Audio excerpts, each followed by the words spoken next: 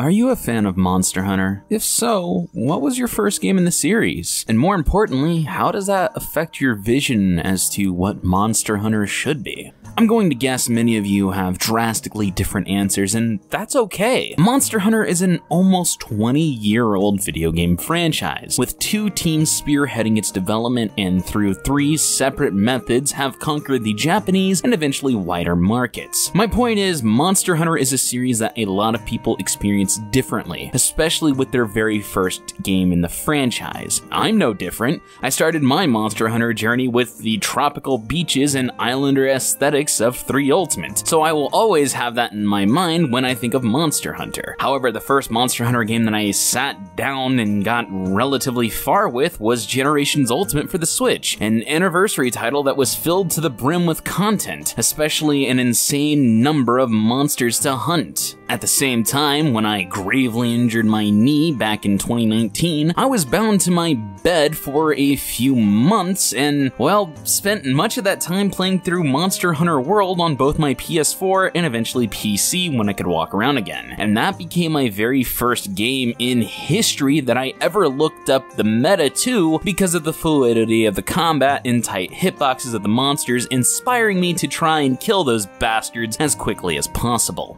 So my image of Monster Hunter is a tropical lover's paradise with tons of content and a comprehensive meta. The fact is, the 3 most influential entries in the series for me will obviously influence what I think the perfect Monster Hunter game should be. But I'm not an authority on this, because I'm well aware of the fact that for other people, Monster Hunter means something completely different. Take my friend Pikmin Jake. He was introduced to Monster Hunter on the opposite side of the 3rd generation coin, with Monster Hunter Tri. Though in many ways the game is identical to 3 Ultimate, it's actually a bit more gritty and darker, at least from a graphical standpoint. Aside from that, the activities within Moga Village, such as gathering resources and culling some invasive population in Moga Woods, mimic something that a real member of a tribal community would actually take part in doing. In his video about his history with the franchise, he even mentioned how he read the ecology of the monsters, assuming that would give him some type of advantage in the actual hunts. Aside from the fact that, well,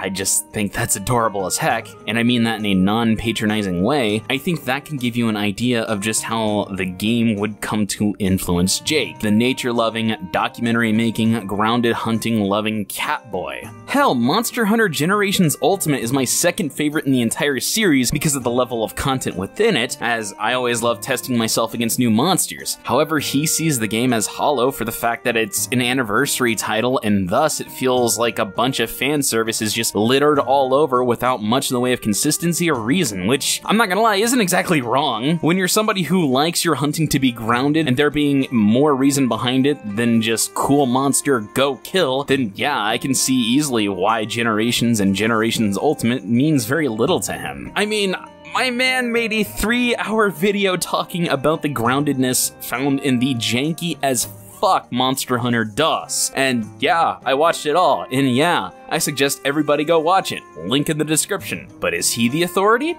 Well, no. Because again, Monster Hunter means something different for so many people. Let's take a trip to the country of Monster Hunter's origin, and where it is most popular. Much like Pokemon in the 90s or mobile games of today, the portability of Monster Hunter on PSP and 3DS, such as, well, the portable series as well as Monster Hunter 4, meant that the game quickly found an audience within the public commute-centric Japanese middle class. I won't speak for them because, well, I'm not Japanese, but I can imagine for a lot of them, as well as people in other countries where public transportation is more of a thing than here in the States, Monster Hunter could be seen as a game to make the time of a long commute to and from school or work go by quicker. To a lot of them, I could see a desire to have the entire series be more centered around portability and playing away from home. I myself have a hard time playing portable games in public due to just fear of my stuff getting stolen or broken, but I also don't get out much. But are they the authority? Well, Capcom thinks they are, but no. I hate to repeat myself, but Monster Hunter means different things to different people. I could go on about the people whose first experience was Frontier in Japan, or Monster Hunter Online in China. Maybe somebody's first experience was with Monster Hunter Stories, and so they see it as a series of Japanese RPGs. The franchise is so diverse to the point that, with so many different ways that people can experience it for the first time, I think trying to label one as objectively right or wrong is, well, futile. Maybe the story's example could be discounted, but you get my meaning. And that isn't even going into detail about how one's personal experience in real life can affect how they see these games. I mentioned how Jake is an environmentalist documentary maker with a focus on nature and ecology, so you can see how a lot of this also influences his preferred Monster Hunter experience. I myself grew up with the tales of legendary heroes from mythology, such as Beowulf, so you can see how I look at Monster Hunter as a way to forge my own tales just like those. I guess that my ultimate point that I've been trying to get at, that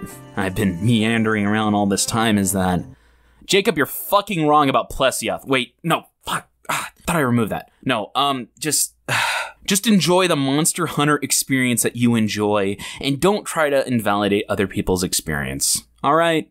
Cool.